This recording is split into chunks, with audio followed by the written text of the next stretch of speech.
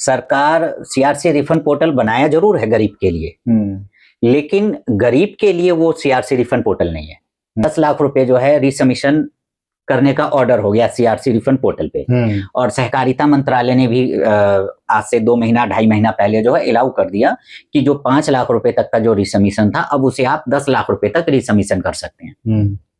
अब 10 लाख रुपए का अगर हम रिसमिशन कर रहे हैं रिफंड पोर्टल पे, वो सिस्टम ओपन ही नहीं हो रहा है। जो 24,000 करोड़ रुपया सहारा सेवी अकाउंट में जो जमा है, वहां से सीआरसी रिफंड पोर्टल कोर्ट में जाता है, और कोर्ट में जाने के बाद 5,000 करोड़ इशू हो जा रहा है। लेकिन 5,000 करोड़ में से जो इससे देख रेख कर रहा है, उनका विकास बहुत अच्छा हो रहा है, क्योंकि उनको 5 लाख 10 लाख 7 लाख जो एक तनख्वाह उनका निर्धारित किया गया है, उनको टाइम टू टाइम मिल रहा है। लेकिन एक पीड़ित जमाकर्ता जो है, या जो सहारा में जो कार्यकर्ता थे, जो वो आज भी पीड़ा झेल रहा है मार्केट के अंदर में, किस हिसाब से भुगतान किया जा रहा है? मुझे तो नहीं लग रहा है कि सीआरसी रिफंड पोर्टल के जरिए जितनी भी सहारा के जो जमाकर्ता है उनको भुगतान हो जाए। नवजागरण लाइव में आपका स्वागत है। अभी हम बाहरी दिल्ली में हैं और यहाँ पे हमारे साथ शफी अहमद जी हैं। शफी अहमद जी सहारा से जुड़े हैं और काफ़ी समय अपना लगभग 20-22 साल इन्होंने सहारा में दिया है।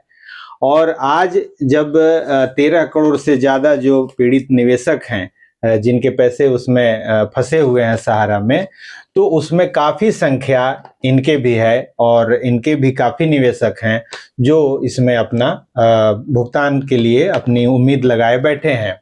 ये लगातार सीआरसी पोर्टल पे भी अपना अप्लाई वगैरह अपने जो कस्टमर हैं उनका करते रहते हैं, और वहाँ सेंटर में भी जाके उनकी जो भी गड़बड़ियां हैं उसको देखते रहते हैं।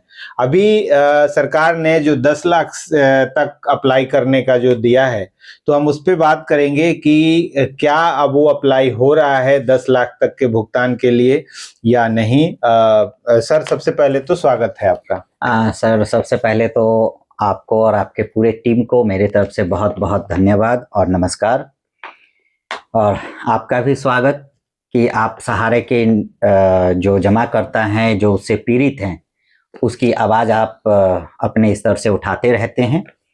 और रह गया सवाल यहाँ पे ये कि जो सरकार ने सीआरसी रिफंड पोर्टल जो बनाया है, सरकार सीआरसी रिफंड पोर्टल बनाया जरूर है गरीब के लिए, लेकिन गरीब के लिए वो सीआरसी रिफंड पोर्टल नहीं है। क्योंकि सरकार का ये कहना है कि सबका साथ सबका विकास, लेकिन मुझे ऐसा लग रहा है कि सीआरसी रिफंड पोर्टल बनने से सबका साथ तो है, लेकिन सबका विकास नहीं है। अब मैं क्यों बोल रहा हूं, क्योंकि देखिए 10 लाख जैसे अभी आपने कहा कि 10 लाख रुपए जो है रिसमिशन करने का ऑर्डर हो गया सीआरसी रिफंड पोर्टल पे, और सहकारिता मंत्रालय ने भी आज से 2 महीना 2.5 महीना पहले जो है अलाउ कर दिया कि जो 5 लाख रुपए तक का जो रिसमिशन था, अब उसे आप 10 लाख रुपए तक रिसमिशन कर सकते हैं। अब 10 लाख रुपए का अगर हम रिसमिशन कर रहे हैं, मैं कल जो बीता है, कल हम कल तक की बात करें तो 10 लाख रुपए तक का जो है सीआरसी रिफंड पोर्टल पे वो सिस्टम ओपन ही नहीं हो रहा है। नंबर 1। अब इसमें नंबर 2 ये है कि जो मैंने कहा कि सबका साथ जरूर है, लेकिन सबका विकास नहीं है। अब विकास क्यों नहीं है कि सबका साथ सहारा के पीड़ित जमाकर्ता और कार्यकर्ता, ये तो उस पोर्टल पे आ गया, लेकिन विकास किसका हो रहा है? जो इस पोर्टल को देख रेख कर रहा है, जो चला रहे हैं पोर्टल जी, उनका विकास हो रहा है। क्योंकि जो 24,000 करोड़ रुपया सहारा सेवी अकाउंट में जो जमा है, वहां से सीआरसी रिफंड पोर्टल कोर्ट में जाता है, और कोर्ट में जाने के बाद 5,000 करोड़ इशू हो जा रहा है। लेकिन 5,000 करोड़ में से जो इससे देख रेख कर रहा है, उनका विकास बहुत अच्छा हो रहा है, क्योंकि उनको 5 लाख 10 लाख 7 लाख जो एक तनख्वाह उनका निर्धारित किया गया है, उनको टाइम टू टाइम मिल रहा है। लेकिन एक पीड़ित जमाकर्ता जो है, या जो सहारा में जो कार्यकर्ता थे, जो वो आज भी पीड़ा झेल रहा है मार्केट के अंदर में, वो 2 तरफ से मार खा रहा है।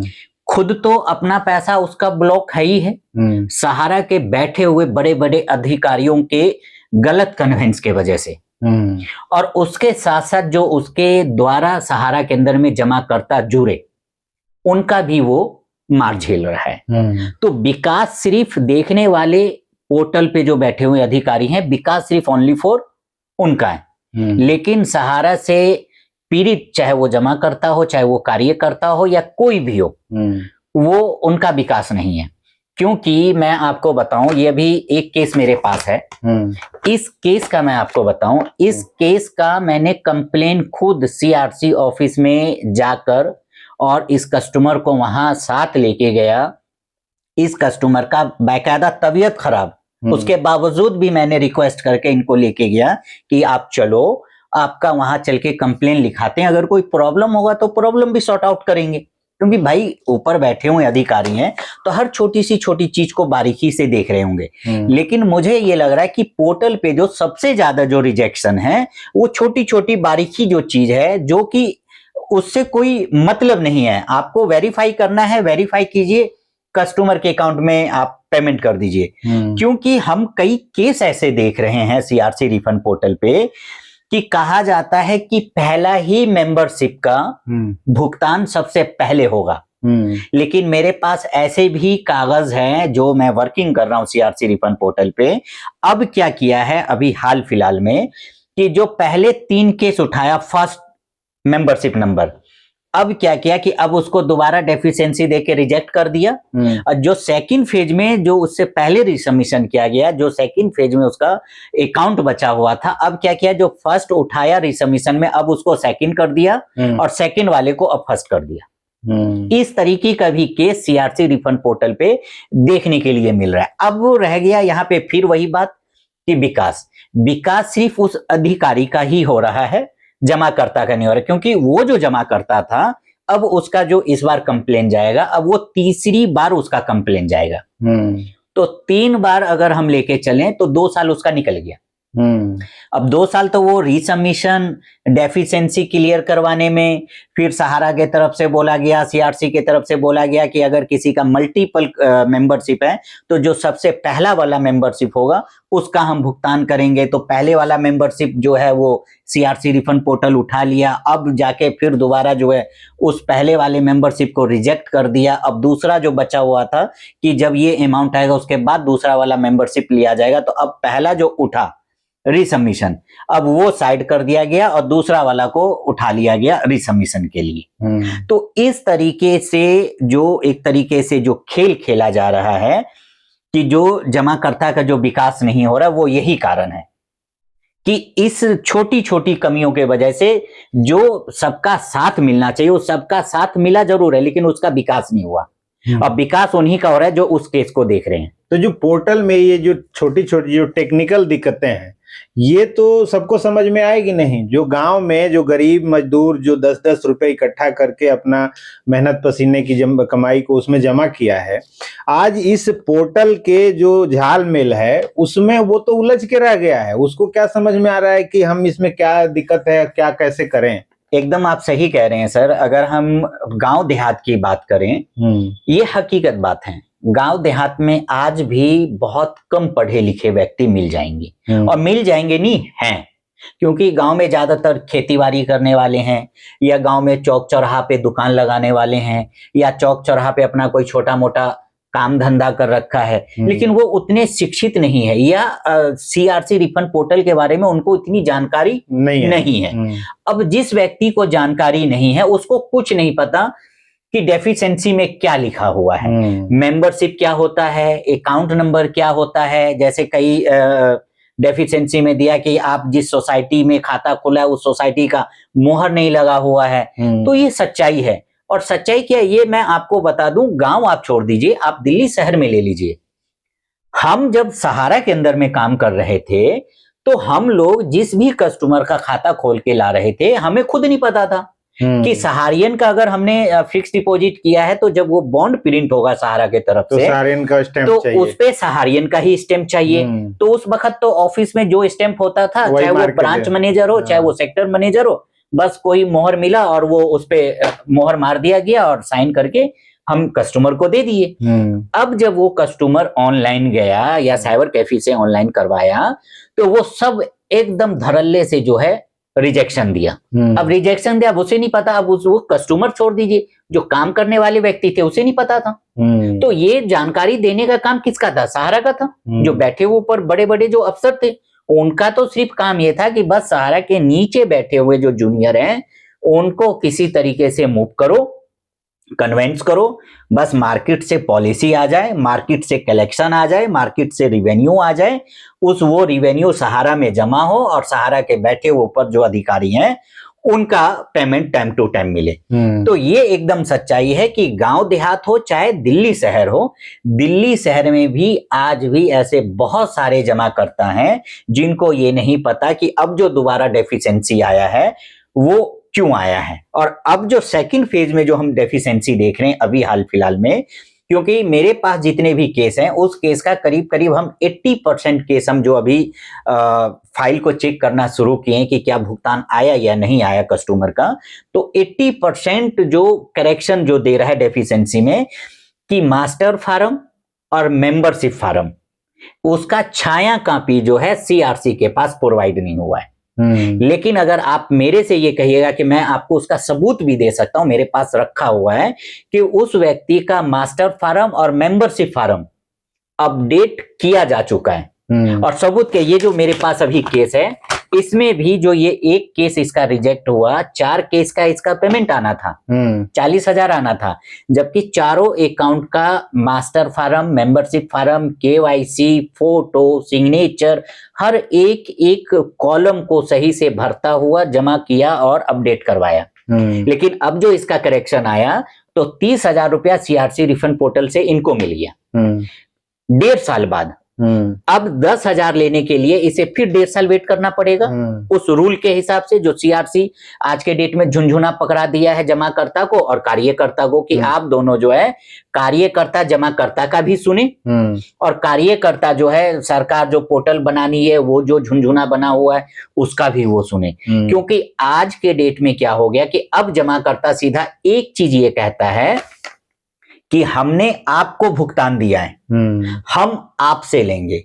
अरे वो जमाकर्ता ये नहीं जान रहे कि जो आपने भुगतान दिया, आपको भुगतान के बदले सहारा का उसने रसीद दिया, बॉन्ड दिया, पासबुक दिया, तो उसमें उस कार्यकर्ता की क्या गलती? कार्यकर्ता तो वहां काम करता था, तो कार्यकर्ता काम करता था, आपने जो अमाउंट दिया उस अमाउंट का आपको रसीद दिया, तो कार्यकर्ता का रोल खत्म। और लेकिन आज कार्यकर्ता का सबसे ज्यादा रोल हम देख रहे हैं कि पूरे मार्केट में है, और मार्केट में नहीं हम कह रहे पूरे भारत में है, कि आज जो सीआरसी रिफंड पोर्टल से जो भुगतान आ रहा है वो कार्यकर्ता ही मार्केट में लगा हुआ है और अपने जमाकर्ता को चाहे जैसे भी कन्विंस कर रहा है, कन्विंस करके आज वो सीआरसी रिफंड पोर्टल से भुगतान करवाने की कोशिश कर रहा है। लेकिन इसमें भी सहारा और सीआरसी के बैठे हुए जितने भी अफसर हैं जो इस केस को देख रहे हैं, वो आज भी नहीं चाहता है कि इस पोर्टल के माध्यम से भुगतान हो।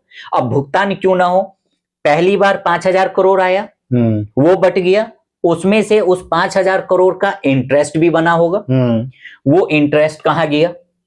फिर जो 5,000 करोड़ आया उस पे भी इंटरेस्ट मिल रहा होगा, वो भी भुगतान हो रहा है, जो कि अभी तक जो मैसेज है कि 85,9,000 के आसपास जो है सीआरसी रिफंड पोर्टल से बट चुका। तो 1,000 करोड़ रुपए बचा, 10,000 करोड़ मान के चले, तो 10,000 करोड़ जो अभी सीआरसी रिफंड पोर्टल को जो दिया गया सुप्रीम कोर्ट के ऑर्डर के हिसाब से, तो उस पे भी उसका इंटरेस्ट बन रहा होगा, क्योंकि सहारा से भी अकाउंट में जो 15,600 कुछ करोड़ रुपया जो जमा था सहारा का, उस पे इंटरेस्ट लगा के 24,000 करोड़ रुपए बना।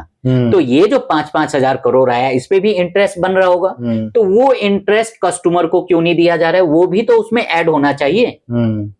या कहीं वो इंटरेस्ट ऐसा तो नहीं है कि जो अफसर बैठे हुए हैं उनके तनख्वाह में जा रहा हो? ये सवाल है, ये सवाल हम लोगों से मार्केट में पूछा जाता है। तो हम लोगों के लिए अभी तो सदन में फिर से जो है गृह मंत्री जो अमित शाह जी हैं उन्होंने आश्वासन दिया है कि पैसा सबका भुगतान हो रहा है पोर्टल के माध्यम से और आगे भी किसी का पैसा रहेगा नहीं। सर, जो सदन में जो बात उठाई है जो सांसद जी, मैं तो उनका धन्यवाद करना चाहूंगा और मैं तो अपील करना चाहूंगा कि जितने भी सांसद हैं वो अपने अपने क्षेत्र का सिर्फ डाटा उठा ले कि सहारा में आज के डेट में कि कितना आदमी पीड़ित है अपने पैसे के लेके, और सदन में हर सभी सांसद महोदय जो हैं वो अपने सांसद का पूरे एरिया का क्षेत्र का डाटा उठा के सांसद में वो रखें और जवाब लें कि हमारे क्षेत्र में इतना व्यक्ति पीड़ित है, उसको कितना भुगतान मिला। और जैसे अभी अमित शाह जी ने अभी जो स्टेटमेंट दिए, जो अभी व्हाट्सएप पे या ग्रुपों में जो फॉरवर्ड हो रखा है, जो स्क्रीन शेयर हो रहा है, आप उसमें देखिए कि दिल्ली में सिर्फ 214 करोड़ रुपए बटा। ये हम नहीं बोल रहे हैं, हाँ। ये जो डिटेल जो अभी सर्कुलेट हो रहा है पूरे डिजिटल पे सहकारिता मंत्रालय की तरफ से कि किस किस स्टेट में कितना कितना अमाउंट बटा। हाँ। जिसमें दिल्ली में 214 करोड़। हाँ। तो क्या दिल्ली के अंदर में सहारा के जमाकर्ता नहीं है? क्या दिल्ली पूरे भारत की राजधानी है? क्या राजधानी में सहारा में इन्वेस्टमेंट नहीं किया? क्या मैं इस राजधानी का व्यक्ति नहीं हूं? क्या मेरा पैसा सहारा के अंदर में नहीं लगा हुआ है? तो जब लगा हुआ है तो वो भुगतान 214 करोड़ ही क्यों? यूपी के अंदर में सबसे ज्यादा भुगतान क्यों? क्योंकि मेरे फोन में उसकी कटिंग होगी, अभी मेरे पास है नहीं तो मैं आपको हर स्टेट का एक एक चीज में बता देता कि कौन से स्टेट में कितना भुगतान हुआ है।